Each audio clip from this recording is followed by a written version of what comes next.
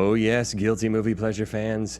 You may have heard of a little film called Cloverfield back in the day that blew our minds with its shaky cam monster movie, Fun Times.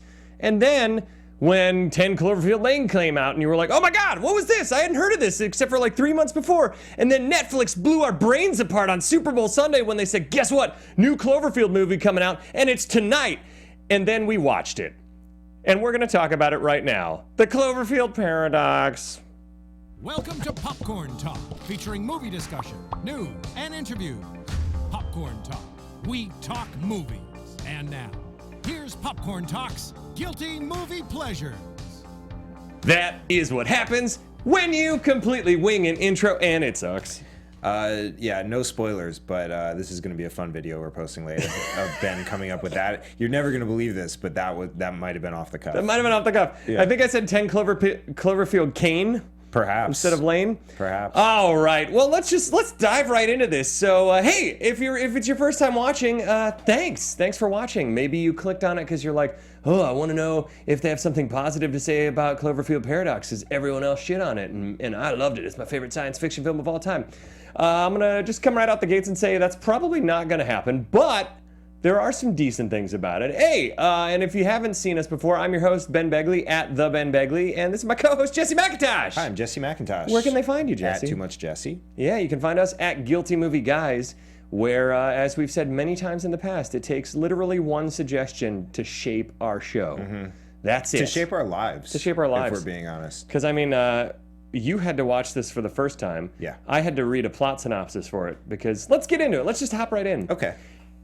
Have you seen the other Cloverfield movies? I have, actually. Yes. Yeah. So what is your... We're just going to dive right in, because we got a lot to unpack in this ridiculous movie. I think that we should state a couple more times that we're going to dive right let's in just before we do it. Guys, talk about for the first 5 minutes of the show, talk about how we're going to dive right in. You're like a fourth grader on the high dive right now. You're like, I'm just going to dive right in. Usually I have some kind of pseudo-political rant, some tangent about another movie I saw. Yeah. Ooh, I will talk about Annihilation at some point today. Okay, I saw The House this week, and that is not good.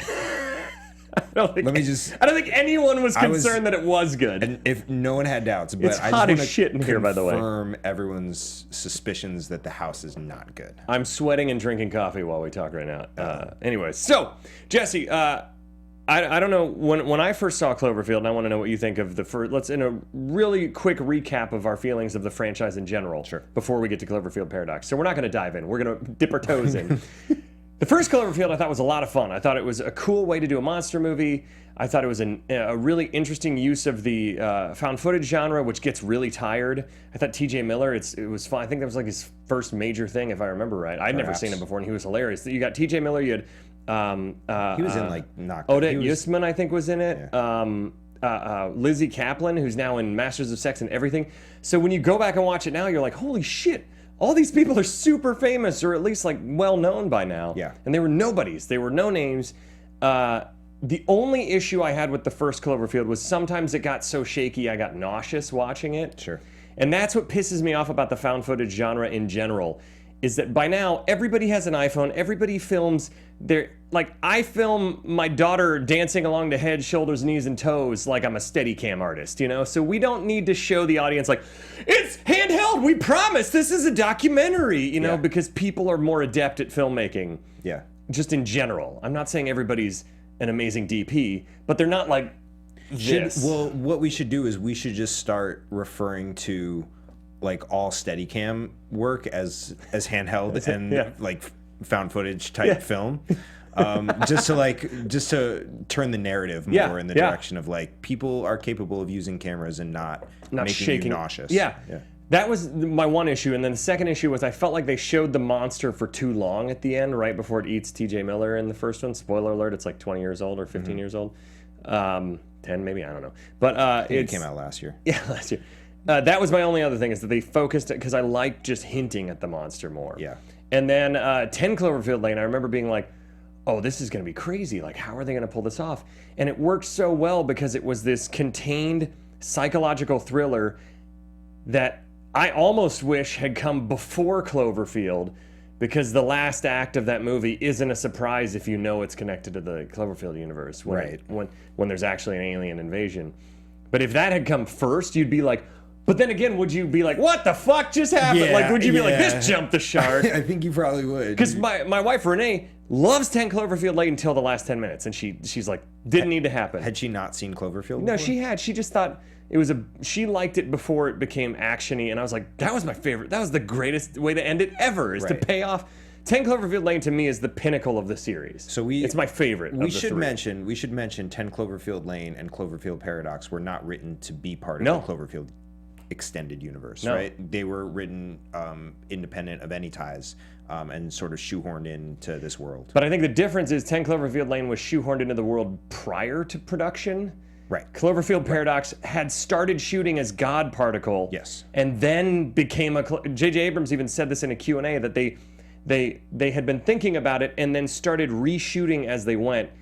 And it really shows. Yeah. It to me, it's the least connected, but most, if that makes sense, at the same time. It's like cobbled together, but also doesn't really make as much sense how it's connected as like 10 Cloverfield Lane. Connected to the original, you mean? The original, yeah. Okay. So yeah, but I want to know now that I just dissected the entire trilogy, what do you think of the first two? And so the first two, I honestly don't really remember the original Cloverfield. I saw it and I remember enjoying it, but I couldn't like dissect specific parts of it. But I remember enjoying it, and then I was a little late to 10 Cloverfield Lane. I had heard a lot of really good things about it, believe it or not. I had heard a lot of really good things about it. And it didn't ruin it for me. Like, I went in with high expectations and it met my expectations, and I thought it was really well done, and I was like into it the whole time. John Goodman was great in it. Mary Elizabeth Winstead is like, I think she's fantastic. I want her in more movies because she's so good. Yeah, it was really interesting, and I love the idea of just telling like tangential stories. So like something that is going on in the world that isn't necessarily connected, but like obviously it's spoiled by the title and by people talking about it, but like finding out later that it's part of this world that we already know. You don't fully know how 10 Cloverfield Lane's gonna connect until the end, when it becomes a fucking badass action movie. Right. And she becomes like Ripley out of nowhere, and it's great. But they set her up as being super just like the MacGyver of badass female action heroes, like making her own suit out of just like, if I remember it, there's like all these rubber materials. She made like a hazmat suit and stuff. So when Cloverfield Paradox was first, I remember like I have an ongoing list because I'm super ADD. Okay. I mean OCD and ADD. I have an ongoing list on my phone of every movie I want to see in theaters that's coming out this year. Okay. And that was on my list, and I missed the Super Bowl. I was at a party, but it was like a party with babies, so I was like chasing my daughter around most of the time. I barely saw anything. Sounds like fun. And I didn't even see the Cloverfield Paradox trailer, and people were like, "Oh shit, it's dropping on Netflix tonight." I was like, "No fucking way. That's insane." That's insane. So like, just the business model of this was awesome. So we had talked about this a couple weeks ago because when they were doing episodes 7, 8, and 9 of Star Wars, I maintained for a long time, and they probably couldn't have done this with Star Wars, but episode 7, there was so much hype going up to it, and there was so much buildup, and we were in that sort of pocket where musical artists were dropping albums as a surprise. They're just all of a sudden, Beyonce has a new album or Kanye has a new album. And I thought that they could have, the same number of people would have seen Star Wars if they just all of a sudden were like, hey, Star Wars is out. And I think it would cause impossible chaos. to do. It would have caused chaos, and I think they could have again, maybe not Star Wars, but like some second tier franchise. I think more movies should do that. Could capitalize on the buzz of like, wait, what the fuck? It's happening right now. It would be impossible because theaters like would have to justify why they have 10 empty screens and like not assign anything to it, but like. I think that this is a really smart thing to do, especially for Netflix, who has things available immediately and has things in production for an indefinite amount of time, and they never have to tell you when it's coming or anything like that. Like, I think it's good, and I think it creates buzz, especially when people were so excited about 10 Cloverfield Lane. I mean, everybody was talking about it for like a solid week, and then everybody watched it, and it was a turn. I scoured the internet to try and find a good review, a positive review. It's really difficult. It sits at 17% on Rotten Tomatoes. It's a rough movie, but I don't think it's terrible. I just think it's severely misguided. I think that it was a noble attempt, and I think that the idea of the marketing of it was really revolutionary, and I think that's going to change the way things go from here. And I think that more people are going to try that stunt and maybe not succeed as much because Cloverfield has this kind of mystique to it, like this weird, like, what is it? What does it mean type of thing. It feels like this movie because supposedly there's a Cloverfield 4 coming out at the end of the year, which people at the end of this year? Yeah, supposedly. Which people have just joked that J.J. Abrams is going to show up on your doorstep with a Blu-ray and be like, here you go, here's the movie. People online have been saying that, but supposedly it takes place in World War I or II, I can't remember. And there's I think it's World War II, and there's Allied forces finding out that there is some kind of supernatural testing going on with the German soldiers, which is bizarre. And in your brain you go, how do they connect it to the Cloverfield universe? And then you go, oh, they made Cloverfield Paradox just for the simple fact that they can then break all their continuity and rules. Sure. Is what it feels like. Sure. Is that this was just shoehorned into the Cloverfield universe just to say, forget trying to connect it to anything. Now anything bizarre can have a Cloverfield umbrella. Yeah, it is because sort of time and space doesn't matter anymore. Sure. Spoilers. I mean, you know, it is sort of interesting, the idea that like they're sort of dipping their toes in different genres. Yeah, I love that. To sort of connect all these stories together. I think that this. We'll get to that. Let's do the plot in under 3 minutes, because then we're really gonna dive into this. Pretty soon we're gonna dive. Pretty soon. I don't know. We're gonna dive right in. This is how I dive. Are you jumping over a fence? No, I'm like a elf ornament hanging on a cup, like a Christmas mug. You could be the neighbor from Home Improvement. Hey, Wilson. Yeah, Wilson. All right, let's do the plot in under 3 minutes. Are we ready in the booth, Marissa? Let's try. Oh, hey! Oh! Wait, is this Steve? Oh my God! You guys changed on me. We didn't even know. Okay. All right. Welcome. That moment was probably confusing for our audience. That was super. We had a different. Yes, I am. Oh, hey guys. Yeah. Hey! Now my voice is on the broadcast. Probably. All right. Perfect. Let's do this. Let's try and Jesse, you're gonna have to help me out. You've seen it sooner than I did. And more recently than I have. But you're better at this than I am. So here we go. We'll do the best we can. All right. Rock and roll, guys. Here we go. 3, 2, 1. Okay, because of my handy-dandy cheat sheet here, it's the year 2028 and the Earth is suffering an energy crisis, and there's, I forget her name, somebody, what's her name? Ava. Ava. Yep. Ava and her husband Michael are debating if she should go on this mission because they're going to try and do this particle accelerator in space and try and get this sustainable energy source. And he's like, if you do go, we might not survive, but if you don't go, the Earth won't survive. And you're like, damn, dude, that's good. You sacrifice it.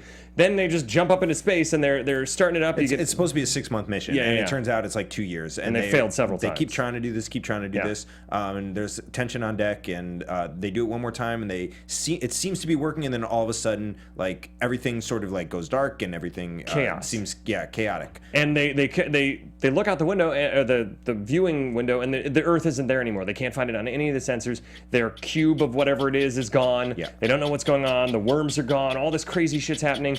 They have, by the way, the best international cast ever in this movie. Yes. It's like such an amazing cast, which is a shame. And then there's like they hear screaming coming from down the corridor, from the wall, and they open it up, and there's a woman trapped inside with like parts of the wires going through her skin, and they cut her out, and then they realize that she's part of the crew. And they start to piece together that they're in a different dimension where they basically crashed into where this other Shepherd ship was. That ship crashed. She ended up on their ship, and then weird shit starts happening. And so Ava's family in this other universe is still alive. We find out that she burned her children to death because she was sucking power off, mooching power off of an illegal source. She also advises them not to trust Daniel Bruhl. The new girl, Jensen. Advises the crew. Right. And so they throw him in lockup, and then he comes out of lockup, and Chris O'Dowd gets his arm sucked into the ship, and then his arm gets cut off. And Volkov starts having worms crawling around his eyes, and he makes a 3D gun. Yes. For some reason. He makes a 3D gun, and then all the worms explode out of him, and he dies. And then Chris O'Dowd's arm shows up and starts crawling around, and Wrights cut him open, and that's when the worms jump out. So Volkov got both the worms and the generator thing for some reason, and so then the ship starts to malfunction or some shit. I don't remember now. And then take us home. She figures out that it's condensation, so she goes to like clean it up, and then all the water comes pouring in, and then it explodes, and she freezes. Yeah. And then And then Jensen turns on everybody because she's like, hey, that's not my world. You can't take me back to your world. We need this here to save our world. They need the shepherd here to save this version of Earth. So she starts turning on the crew. She shoots one of the guys, I don't remember who. And then Ava and her have a fight. Ava overpowers her. She pulls a fucking Ripley, shoots the glass, and then she goes flying out into space and freezes. Yep. And then they go back to Earth, and we find out that the boyfriend is like, no, don't send them back because of all the shit that's happening. And then the monster comes out. Hey, I remembered more of it than I thought. Yeah. Full disclosure, I haven't seen this movie in 3 weeks. Yeah. So I saw it the week of Super Bowl. I've watched it every day for the last 3 weeks. When did you watch it? Every single day. I watched it yesterday. Okay. Now let's get into let's hey, what are we gonna do? Let's I don't know, dive right in. Let's dive right in. Yeah, we might as well. So it's time. I was so pumped for this movie, and then all the review. I didn't see it right after the Super Bowl. I saw it like 4 days later, and all these reviews started coming out, and people started shitting on it. So I kind of I lowered my expectations for it, and it started off. I'll admit, the first like half, I was like, this is kind of fun and bizarre, and like. I'm down. I'm like, even once the arm thing happened, I was kind of like, what the fuck's going on? But maybe it'll make sense, right? My biggest gripe of this movie is that they set up there's several gripes, but the biggest thing for me is that they set up all this weird shit, and Donald Logue, which let's just play that clip to get into like the rules of this movie now, because this particle accelerator. I think it's number 2. This particle accelerator ripped a hole in space, and because that accelerator is 1,000 times more powerful than any ever built. Every time they test it, they risk ripping open the membrane of space-time, smashing together multiple dimensions, shattering reality, and not just on that station, everywhere. This experiment could unleash chaos, the likes of which we have never seen. Which sounds awesome, but also sounds like a really easy way to go, hey, nothing has to make sense for the rest of this movie, which I was afraid he was getting at, and then they totally pay that off. Yeah. Where nothing makes sense. A couple of things here. One, maybe I just haven't seen a ton of like alien-type space adventure movies. Yeah. There was a lot of stuff in this movie that I really, really, really liked. Yeah. And a lot of stuff that I hadn't seen before. This particular clip is a colossal waste of Donald Logue. Like, he's a very well-acclaimed actor, awesome. and he's on a screen. Like, he's not even there physically. It's like he Skyped in his performance. Yeah, what the fuck was that? Well, he's supposed to be, I read that, I can't remember now if he's the brother to John Goodman or related to, he has the same last name as John Goodman. And John Goodman was a conspiracy nut as well in 10 Cloverfield Lane. Great. So that's how he connects. Great. But hopefully Donald Logue isn't like murdering women and keeping them. Right. Spoiler alert if you haven't seen 10 Cloverfield. If you haven't seen 10 Cloverfield Lane, I don't know why you're watching the Cloverfield Paradox thing. Do that one first, for sure. Do that one only if you have one to choose. But the other thing is, like, this is so... There's so much in here that you have to suspend your disbelief about. Yeah. Like, no rational human could get away with saying one of those things, let alone, like, all three of, like, space-time continuum, rip a hole in different realities. I think, did this clip mention demons? Because demons and monsters. Yeah. Like, all three of those things, you can't say that credibly in any media and, like, have that broadcast. Unless it's Fox News. Yeah, for sure. Right, but, like, even then, like, is Fox News on the deck of the spaceship that is about to save the planet, and they're like, well, this guy has some fucking good points. Yeah. I don't know. It's so weird. That's what's so strange. So this movie, they set that up, and then all this weird shit happens, which we'll get into. And what really annoyed me is if you're gonna go weird, then just keep going weirder. And then the third act just kind of becomes like a Michael Bay space survival movie, like not that Gravity was Michael Bay, but it becomes like a standard space survival, Armageddon, everything we've seen in all these space movies before, where it's like, the thing is jammed. We got to get out there manually, and I died because I helped save everybody else. And and then it even gets into like Danny Boyle's Sunshine territory, where Sam Neill goes nuts in that one, and Jensen goes nuts in this one. Only we don't get the badass thing where Sam Neill's face gets melted and his eyes are burned off, and he can't see. Oh no, that's Event Horizon. I'm confusing the two. Sam Neill's in Event Horizon. I forget who goes nuts in Sunshine. But like Sunshine and Event Horizon are basically the same movie as this, but better. Okay. It's the same movie.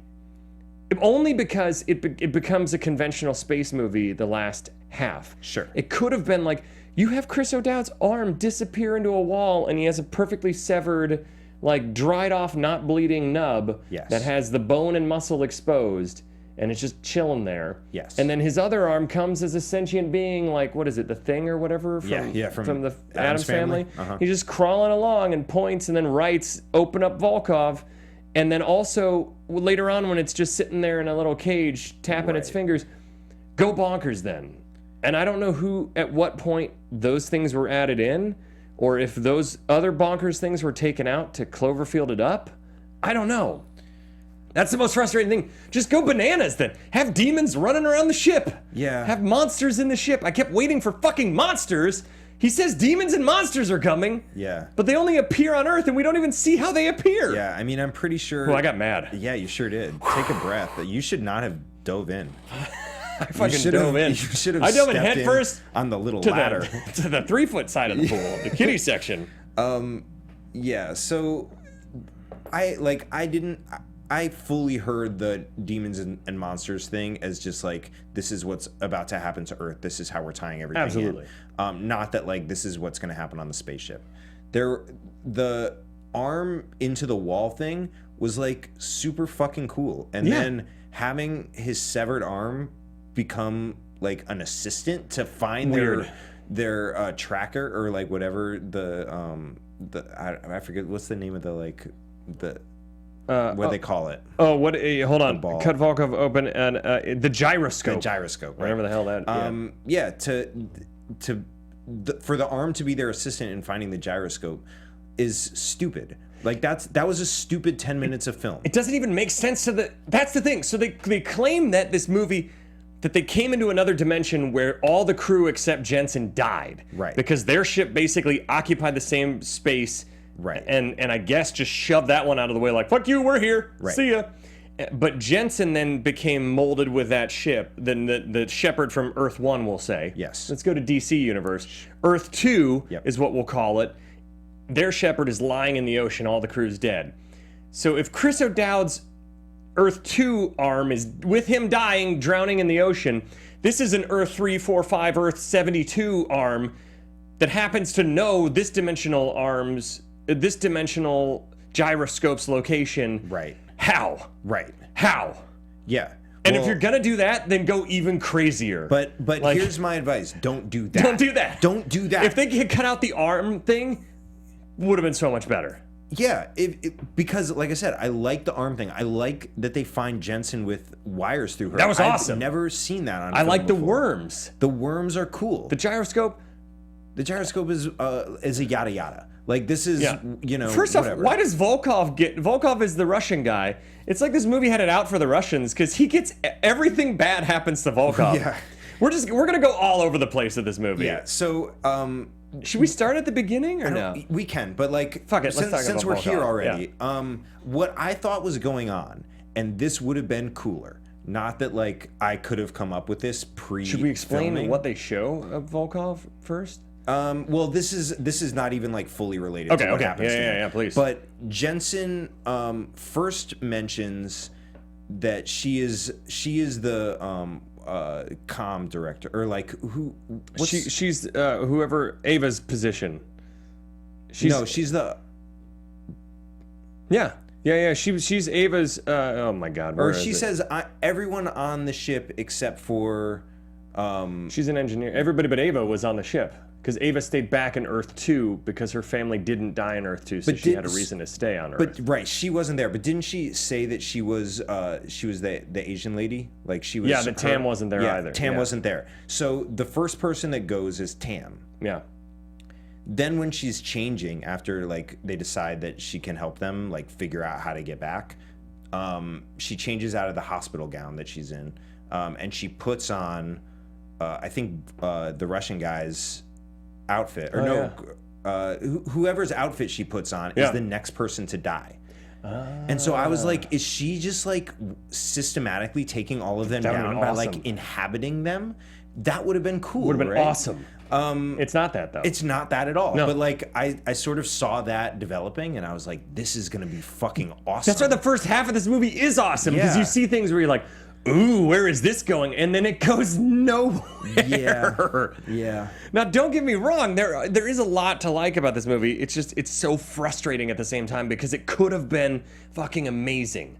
This movie could have been fantastic. The problem is, it should have either been God Particle or a Cloverfield movie. Yeah. The problem is, you can tell that they just went, "You're Cloverfield now." Yeah. You know, because all that Earth stuff I read wasn't even in the first cut. That they added the Earth stuff they did, in because it was so disconnected. because to audiences everything were that like, was "What the fuck? How is this Cloverfield?" Right. So there's a bunch of Earth sequences where Michael, Ava's husband, is driving around trying to figure out what's going on. Everything's going into chaos.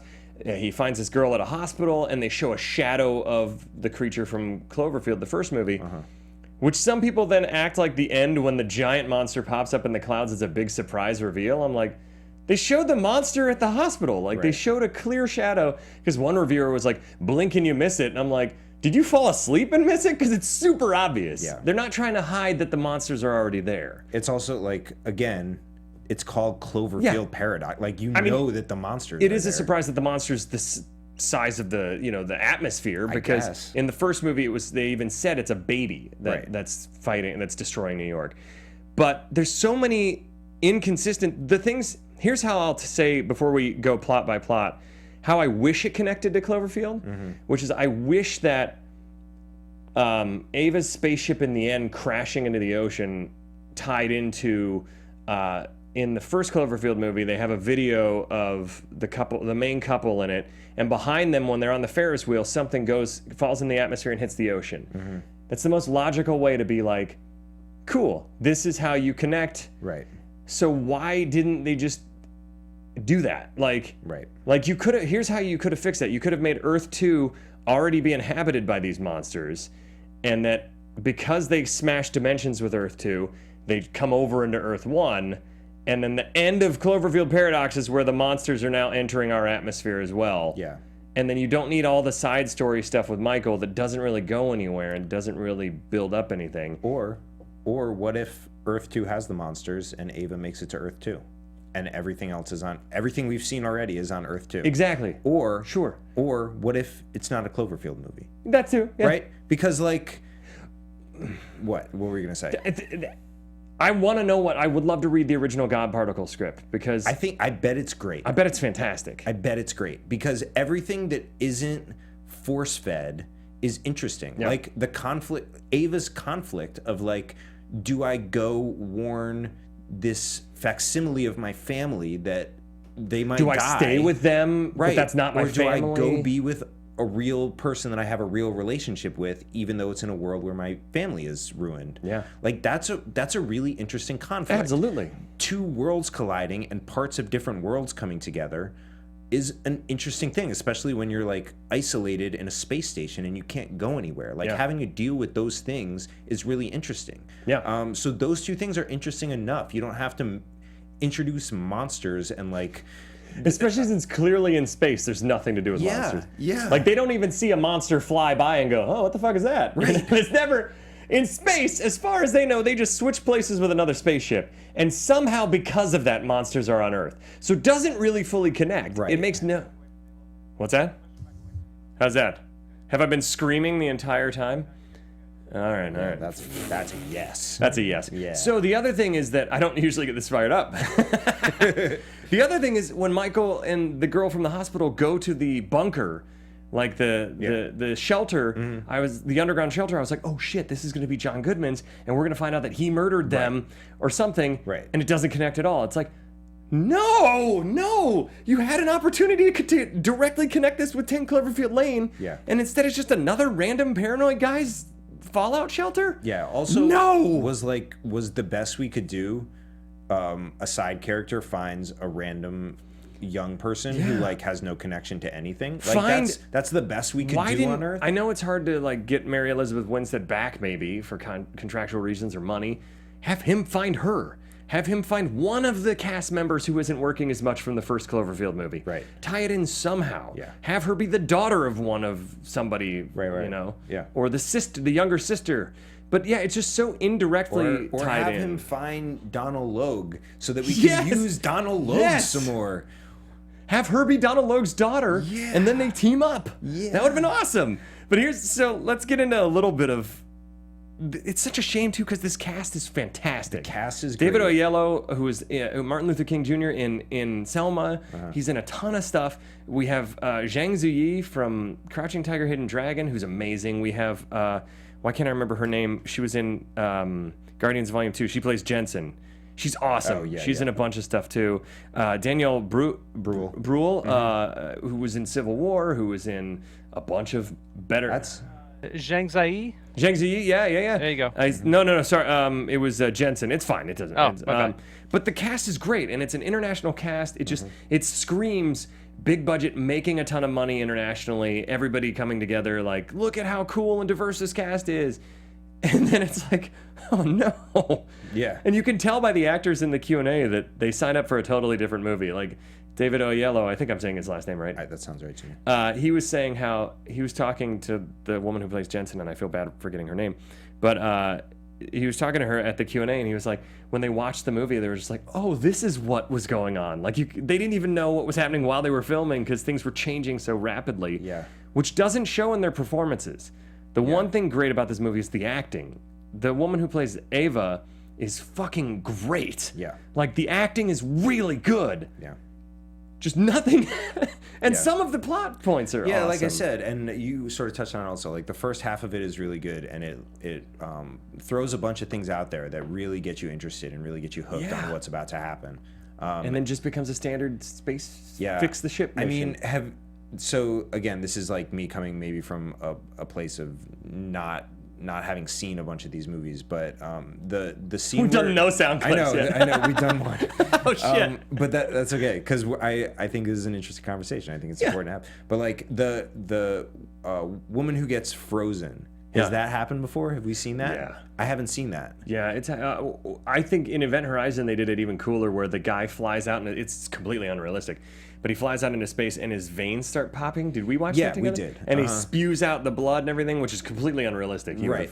would've- But I just mean like she's still inside and she's like, I wish they had yeah. walked back by that window and just had Oh, her yeah, face yeah, frozen yeah. there. Cause like, I don't know if that's happened. that was before. super cool. Like they were in the middle of having like a, oh no, I'm about to die moment. And the door flies out and the water immediately freezes So and she's awesome. frozen in the window having that moment. You know, I do remember that being a really awesome moment. I don't remember if I've seen that before now that I think about it. Yeah. I've seen people get sucked out into space and frozen. Right. They get sucked out, but Yeah. being submerged in water and the door flying open and immediately being Yeah. frozen encapsulated. Yeah, that's a good point. That's cool. Let's do clip number 1. Let's do some of these sound clips. Clip number 1. Yeah. So this is, You go. yeah. You and I will survive. Oh, we will survive. He does say that. I'm afraid if you don't, no one will. It sets up some good stakes. You're like, Yes. damn, this guy's like, hey, we can handle long distance of you being in space thousands and thousands and thousands, like as far away as humanly possible until you hop into another dimension and then you're way far away. Right, which only one person on Earth anticipated. You're one person. The great Donald. Everybody Logue. else. Yeah. Well, I remember people in real life when I think it was in France they were firing up a particle accelerator, and physicists and people and scientists were freaking out about it. They were like, guys, you don't understand. You could rip a wormhole into our Earth and like fuck up everything. Is that for real? Like, There's scientists are saying this? There's a giant fear that yes, it will tear a hole in space. So what he's saying is actually based on what? What he's saying is based on actual like fears of astrophysicists and things like that, and like Stephen Hawking and things like that. I wish I had more research on it, so I sounded more informed. No, that's okay. But I have read about it in the past where it's like like when that happened in France, there was genuine concern about it, like basically swallowing the Earth whole. Like it just creates a black hole on Earth. Okay, Is what it would do. yeah, okay. All That's right. more so what it would do more than rip a hole and just bring monsters. Go through. a different dimension. Yeah. Yeah, more likely our Earth would just collapse in on itself in a black hole and we'd all die. I'll buy that. Yeah. So let's do clip number 3 real quick. Oh, we're definitely not in Kentucky anymore. Kansas. Kansas. Really? Who gives a shit? I love that because there are some great moments like that here where it's like, why are you fucking correcting my reference when we just skipped into another dimension? Yeah. Who gives a shit? I wish more movies did that, where people call them out on it and really. Yeah, it's also pretty good because like that's the Russian guy saying that, and like of course, why would he know that reference? Yeah, like, or the specifics of it. Yeah, fuck you, dude, for correcting him. Do you know all the different Russian like countries or states or whatever? Like, I don't even know any except Russia. I know Moscow. That's one. I know St. Petersburg. St. Petersburg, cities, yeah. There you have it. I know. See? They cheat during the Olympics. So how? That's something I know. Cheaters. And during elections. Yeah. So that's the thing, though. It's like, so screw you, American, for thinking everybody knows where Kansas is. I bet you couldn't even point it out on a U.S. map. A lot of people have trouble with the middle. The middle states are tough. The middle states, you're like, ugh. Which one's North the Dakota? The middle and the Northeast, those all sort of run together. I just to like jump back. I know we're like pushing against it a little bit with the sound clips, but the first sound clip, I just wanted to say that like the way they set up Earth, it's very simple and and like they don't spend a lot of time there. But I think they do a really, really good job in 2 minutes on Earth world building. Like it's really, really nice. Yeah. The only other thing is, though, that doesn't really connect with the first Cloverfield pre-Monster World because they're not having an energy crisis. They're all just partying in their penthouse apartments. Right. Unless they're just like the wealthy elite that don't have to worry about the energy. Could be. Sounds like TJ Miller. Can we play? So clip number 4 is when shit's starting to get weird. They've transferred into this other dimension and they're noticing things aren't where they used to be. Hey, the worms are missing. Guys, the worms are gone. Kristian Dowd's great in this movie too. It's really funny. I love him in this movie. Yeah, I did wonder, like, at some point they maybe should have just said, like, this is what the worms are for. Yeah. Because, like, just in space. Yeah, they just have a bunch of worms, and I don't really know why. So the worms are missing, and we find out where they are. Yeah. Because we didn't really get into Volkov. Volkov starts getting, like, weird. I thought he was getting, like, possessed since Donald Logue brought up demons. I thought he was being possessed like an Event Horizon type thing. Like, something was possessing him. Because he looked in his eye, and first off, his eye shifts really weird, and, like, right? It goes, like... Yeah, so they set it up first, just him, like... rubbing it, and then... rubbing it. Yeah. It's like a body horror moment, which is awesome, but then never pays off. Yeah, so the eye flips all the way to the other side, and then he rubs it, and then it flips all the way the other way. And then it seems like he might be possessed because he then starts talking to himself a little bit. Yeah. And then he goes and, like you mentioned earlier, makes a 3D gun, or a gun with a 3D printer. A 3D printer, which you would think they'd have safety protocols about that on a ship if they were worried, you know, like maybe you can make anything but something that can kill your other crewmates. Right. And there's a worm crawling in his eye at one point. The NRA had their hooks on hey, the space the station. Cloverfield space station. You gotta be, it's everybody's right to have a 3D printed space gun. True. That's the Second Amendment in the United States. Arm the astronauts. Yeah. The teachers arm the astronauts. That's what the NRA wants. So he has a worm crawling in his eye, right, at one point? Yes. And then, so there's all this weird shit happening where you're like, oh, this is going to build, and, like, this is going to be happening to other people, or, like, maybe and once they brought in the other dimension, I was like, oh, maybe his Earth 2 self combined with him, and he's hearing the Earth 2 person's thoughts. I was like, sweet! Yeah. And then he just tries to shoot people. He tries to kill. Does he kill anybody? I don't think he shoots. I think he just comes in and threatens them, and then he becomes overcome with the worms, and his head explodes. And he spews worms out everywhere. And then he's dead. Right. And apparently all the worms ended up in him. And then, like we said later on, Chris O'Dowd's disembodied yet sentient arm cut him open and points at Volkov. And somehow Volkov just got the short straw. He drew the short straw in this dimensional leap. Because he not only had not just some, apparently all the worms inside of him. Yes. And the gyroscope inside of him, how was he living with a fucking giant, what looks like the Tesseract from Marvel? It wasn't for long. Inside. Yeah, I don't know. Yeah. What killed him, the gyroscope or the worms? It seems like the worms did. Yeah. You think the gyroscope would? Because, the worms were like everywhere. Yeah. The gyroscope was just like a kidney stone. It's just a giant kidney stone. Yeah. They cut it out of him. They're like, oh, look, great. Now we can power the ship again. And then it was immediately clean. I don't know what they did to it, but it was just clean. Hey, maybe, it's a paradox. It doesn't make sense. It's so true. Jesus so true. Christ. So poor Volkov, and it doesn't make any sense. And I thought they were going to do more body horror, like other crew members were going to start having other things. Like, how cool would it have been if, like, one of them started growing like a third arm because the Earth 2 version of them combined with them? Like, if they went more in the horror element of it, Yeah. it would have been way more interesting. But it starts doing that and then shifts, and then it's just like too many movies in one movie. Yeah. And can we play? Let's play. So this is when Chris O'Dowd's arm just disappears. He's he's suctioning off with this awesome, like metal caulk. Yes. I would say. Yeah. Where's my arm? Oh, where's my bloody arm? Poor guy. You know what? I will say sometimes I'm a heavy sleeper. Yeah, are you? And I sleep on my side. And if I sleep on my arm wrong, it goes to sleep. Yeah. And I rolled over one time and I was still so sleepy I couldn't feel my arm. I thought it was gone. And I wake up Renee freaking out and I'm like, Where's my arm?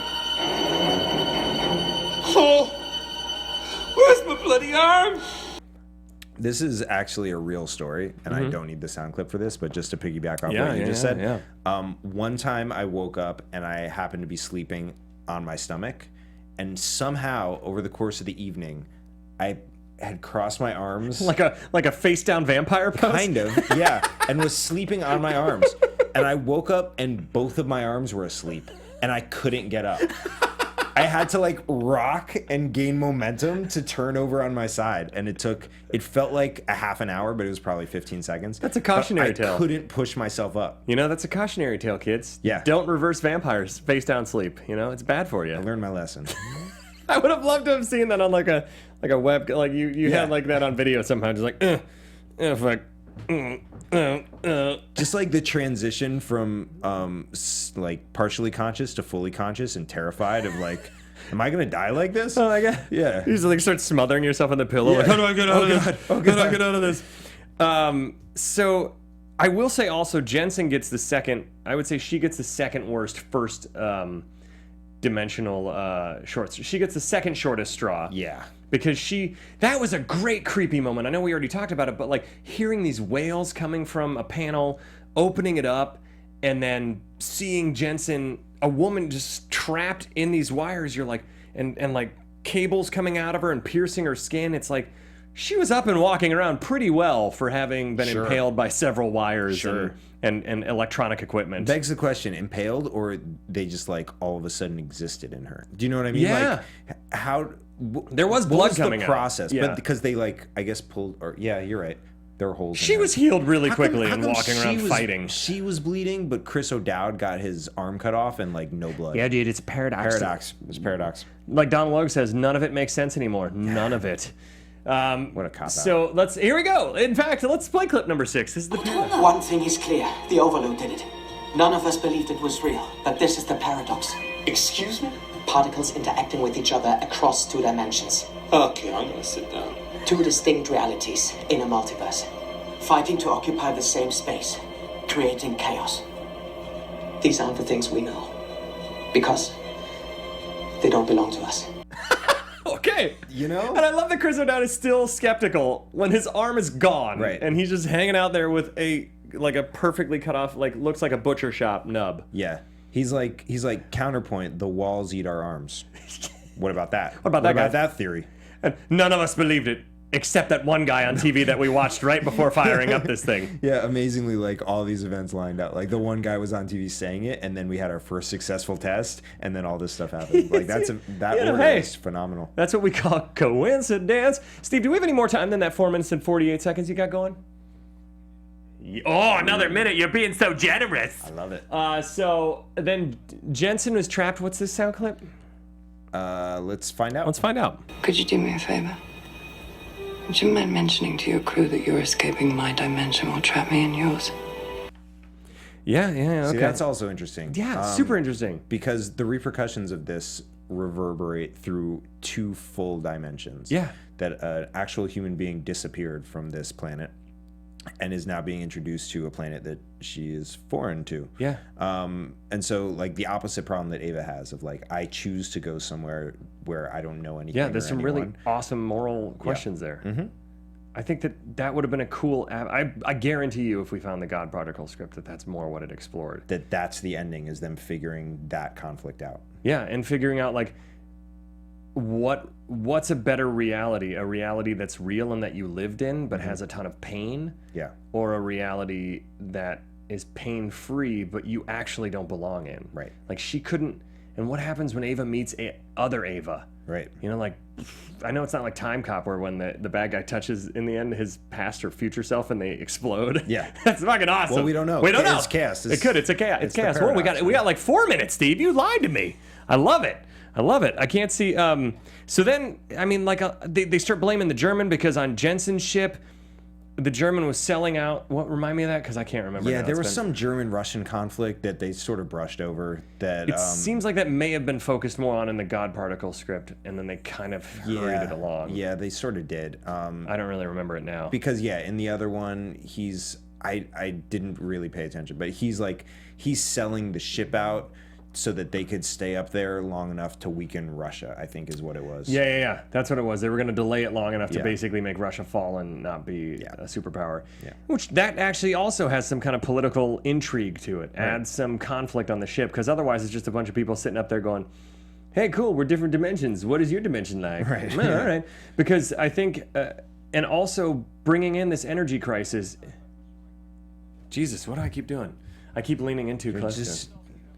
I get very excited. Quit diving in. Look at man. it. I keep diving in. I get very excited about this one. So you think I'd never done this before? Is this good right here? So Everyone just shut the audio off. just shut the audio off and just watch it with subtitles. Yeah, there's a ton of cool ideas going on in this that I wish were the focus. But let's play clip number. What are we on? So this is number 8. This is when they're about to. So the ship is sort of spinning out of control, and this is what you talked about earlier, where they have that moment of like, we have to go out and do it manually. And David Oyelowo, is basically telling them like, no promises here. I want to give you some comforting advice, but I have no idea how this is gonna go. You know? Yeah. I feel like one day when my daughter Daisy is old enough, if the world has not improved, I'm probably, if she's like, Dad, I'm scared, what do? I'm probably going to be like, clip number 8? Clip number 8? Whatever. I want to give you some comforting advice, but I have no idea how this is gonna go. I think you might have been too far away from the microphone. That's what it was. I need to split the difference. Yeah. No, it's all right, Steve. It's fine. Please, it's okay. It's interesting you bring up Daisy. I've been eating the microphone all show. We actually had a camera in the room when you were waiting for Daisy to be born, and I think your dad was there, right? Yeah. Yeah, and he came right up to you and he shook your hand. He saw the fear in your eyes that you were about to have a child, and he just said to you, I want to give you some comforting advice, but I have no idea how this is gonna go. Yeah, you know, because it's true. You don't know how it's gonna go. You don't know. And it ended up going great. Good. It ended up going great. So, you know, everything works out. So there's this whole this ship stuff. I don't really remember, and I'm sorry that I didn't watch it yesterday. You don't have to apologize. But I remember all the big crazy shit. Yeah. Jensen kills Monk. And shoots Monk. Shoots him. Yeah. And then wounds Daniel Bruhl's character, Schmidt, right? Yeah. Mm-hmm. And then she's like gone full, this station's staying here. I want to save my people. You know why? I can't hear myself in my microphone, so I can't hear when I... That's what it is. That's what it is. I can't hear myself yelling. It's the paradox. So it's the paradox of AfterBuzz. So she and she becomes a villain, and it's this cool twist. And then Ava shoots her out into space, like we said, which has happened 100,000 times before in every space movie ever. That's how almost every alien or xenomorph dies in the Alien movies, almost always. And so I was like, oh, okay, that could have been better. And did you hear something? Yeah. What was that? That's how every studio feels. We just heard like a scream from the studio next to us, which is probably how every studio ever feels when we're recording. They're like, Jesus Christ, what are they doing over here? Oh, they're talking about Cloverfield Paradox. No wonder they're yelling so much. I bet they're diving in. I bet they're diving in. So let's clip number 9. Let's play this one. Do you know Save Who We Can? Do you know the setup for this one? No. Sure, let's play it. The only choice we have is to save the people that we still can. Right. Yeah, David Oyelowo. He's saying like at that point, remind me. Well, I'm sure. I think this is the husband back on Earth. Yeah. Oh yeah. I'm pretty sure that's what this is. And so they're super prepared for this week, guys. I'm pretty sure. Also, like, interestingly, not a ton of usable sound clips from this movie. Not really. As I went through, there was like, it was either like gargled, or there was a lot of noise going on in the Yeah, background. or just expositional stuff like do the thing with the switch and the condensation and the doobada-bop. Or it was not English. I don't know why I sounded like a really like half-assed Jell-O commercial with Bill Cosby. We got the spaceships and the paradox and the Jell-O. Well, that would have been a totally different movie had Bill Cosby been on this shit. Yeah, that would have been something. So yeah, that's where they're realizing there's a rescue effort on Earth, which I almost would have rather seen two separate movies than these smashed together. Yes. Like, show me God Particle, and then the twist is when they end up on Earth, they realize, or Jensen could even be hinting at, like, you have no idea what we're dealing with here. We need this to fight back. And they're like, fight back against what? Like wars? What do you have going on? And we find out that in Earth 2, this is how you fix it. I figured out. In Earth 2, you find out that they already fired it up, ripped a hole in space and time, like they said, like Donald Lowe said, brought monsters to Earth 2. Monsters are tearing apart the world on there, like you said, where we find out everything else has been on Earth 2. And I feel like I'm confusing myself now. And so Jensen's hinting at it the whole time. And then you realize when they get back to Earth 1 that they've brought the monsters from the other dimension with them. And so none of the other stuff with Michael has happened yet. They bring the monsters back with them. Because imagine them landing and then the monster landing in the ocean behind them. Right. Would have been awesome. We didn't need, because it doesn't make sense that it's already happening while it doesn't make sense. Yeah, they basically wanted the moment of like the flip of seeing Michael on the phone while they're landing and Michael being like, don't tell come them back. to stay. Tell them to stay. Like, also, what a dick. Like, tell them to stay in space. What are they going to do in space? They're going to live there for another year, maybe? Like, how do they have unlimited supplies in space? No. Yeah, they're going to just cryogenically freeze and chill out till somebody says, hey, by the way, we killed all the monsters. Yeah, we got them all. Likely not. So, yeah, they basically did it for that flip to, like, see the humanity in him once again, to be like, I would rather... You didn't need any of that. I would rather she stay alive and me be miserable than have her experience this misery as well. Then you know what? Show me a separate movie of Ava and her husband when she comes back and realizes she brought this to Earth. Accurate. Fucking awesome. Yeah. So let's play... Excuse me, I just burped, so that's fun. Can we play clip number 10? This is Ava figuring out that it's not her world. She can't be here. She has to go back. Yeah. But this isn't my world.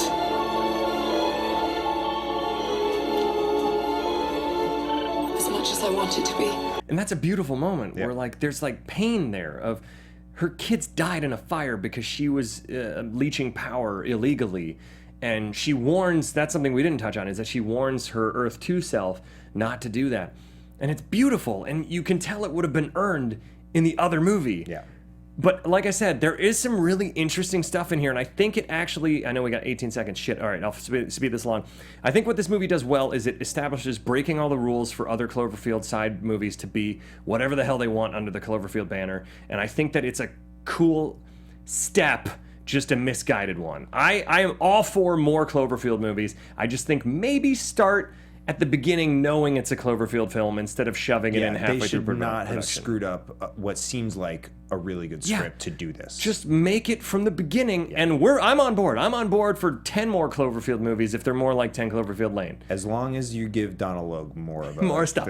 So this has been the Cloverfield Paradox, and I ate the microphone half the time, and we got fired up. I did, at least too much. So Jesse, where can they find you until next time? Find me on Twitter and Instagram at TooMuchJesse, and for sketch at The Prom Losers. You can find me at the Ben Begley. And hey guys, we have our first podcast that Renee and I we recorded called Parents vs. Baby. The first episode is Getting Pregnant and Beyond. We have it on our Twitter. I tweeted it out at Parents vs. Baby. You can listen to it on SoundCloud. And check it out. Let us know what you think. Let us know what else you'd want to hear about parenting. If you're a parent or a soon-to-be parent, you'll like it. Or if you just like hearing me ramble, maybe you'll like it too. Until next time, what is your guilty movie pleasure? From producers Maria Menounos, Kevin Undergaro, Phil Svitek, and the entire Popcorn Talk Network, we would like to thank you for tuning in. For questions or comments, be sure to visit popcorntalk.com. I'm Sir Richard Wentworth, and this has been a presentation of the Popcorn Talk Network. The views expressed herein are those of the hosts only and do not necessarily reflect the views of the Popcorn Talk Network or its owners or principals.